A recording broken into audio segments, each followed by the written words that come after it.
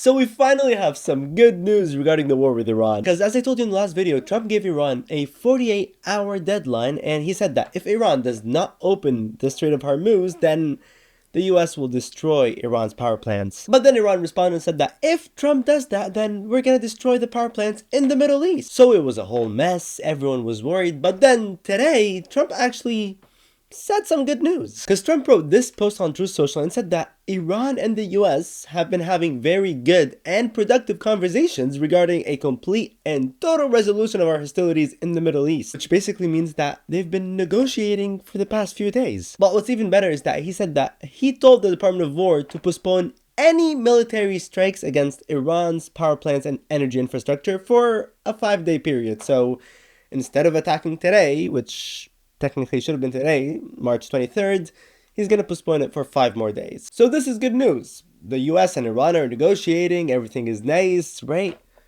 Not really. Because right after Trump said that, Iran responded quickly and they said that there were no talks with the US. And Iran state media said that there were no direct, no indirect contact with the US, and not even through intermediates. Like, nothing. There were no secret meetings, no back channel talks, nothing at all. But what's even crazier is that Iran gave a very different explanation as in why Trump postponed the attack. Because they said that Trump postponed the attack not because of negotiations, but because he got scared of the retaliation. And they said that he backed down because he was scared that the power plants in the Middle East would be destroyed. Which is crazy that we have those two different sides. Like, we have the US saying that the talks are happening and that they're going well and that it's a step towards ending the war. But then we have Iran saying that, no, there are no talks, Trump is lying, and that he backed down.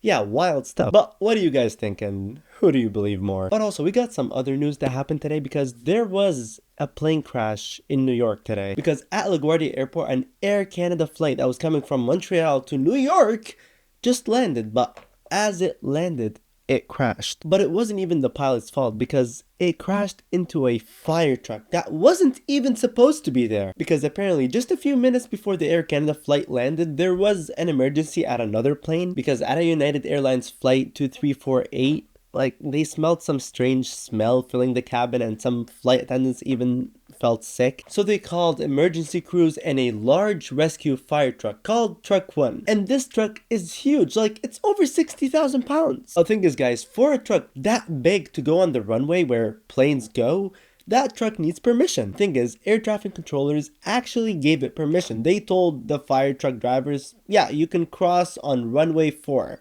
But problem is, that's the same runway that the Air Canada flight was gonna land in. So unfortunately, the air traffic controllers messed up. They messed up really bad because the Air Canada flight landed and the pilots just saw a fire truck in front of them. Like, they expected the runway to be clear because that's what it's supposed to be, right? Like, they land, everything is clear, the plane stops, right? Everything's good. But no, there was a huge fire truck in front of them. And as you can see in the video, the plane that just landed and it was going at crazy speeds, like 210 kilometers per hour, just saw the fire truck in front of it, and unfortunately, they crashed. And as you can see here, the cockpit, which is the front of the plane, is completely destroyed. The nose is ripped open and wires and controls are just exposed. Unfortunately, because of that, the pilot and co-pilot, Antoine Forst and Mackenzie Gunther, lost their lives. Apparently 41 people were sent to the hospital, but gladly 32 were released, but 9 still remain in the hospital because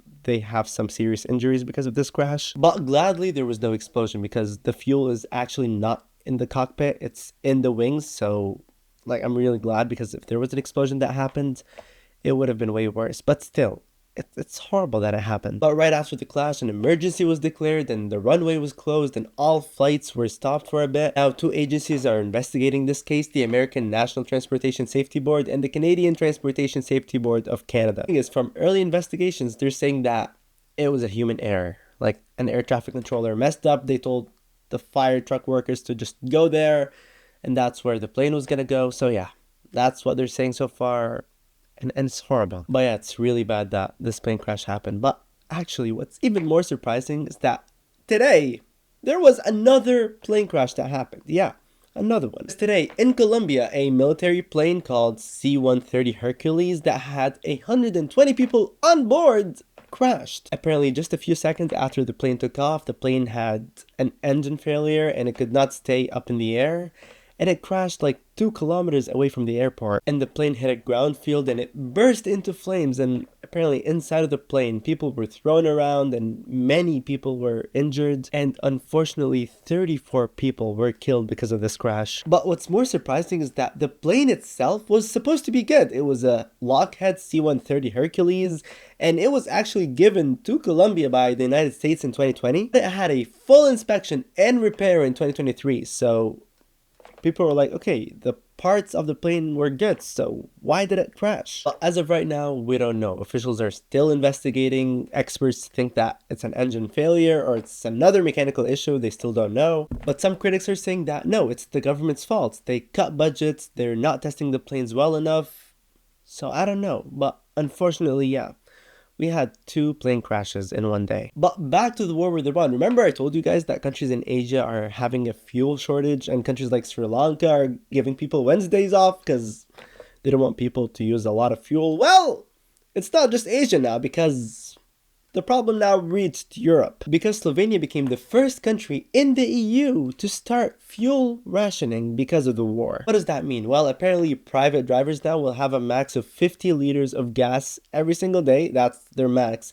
And businesses and farmers will have a max of 200 liters per day. And petrol stations now must enforce the limits and monitor the customers, which would be a little bit hard. Imagine you're working at a gas station and you're monitoring every single person who came today and checking, oh, that person got his fuel today. Oh, that person came again. Oh, get out of here. I don't know if that's gonna happen, actually. The thing is, Slovenia has cheap gas compared to a lot of other countries in Europe. For example, people from Austria actually crossed the border to fill their tanks in Slovenia and then come back. And even though Slovenia's Prime Minister Robert Golob told the people, oh, we have enough fuel, the warehouses are full, you don't have to worry, a day later, the government starts rationing the fuel. So I don't know if they have enough fuel. I don't know if people from Austria are taking all the fuel, no idea. But it shows that now the issue between the US and Iran is not just affecting Asian countries, it's now going to European countries, and who knows? It might grow even more that it would affect the whole world. Like me and you, we're seeing how expensive gas got in the past few weeks because of this war. We have Iran and Trump not even sitting once together, obviously because they're at war, but not even at negotiations. Like one of them says, oh, we're negotiating, the other, no, we're not.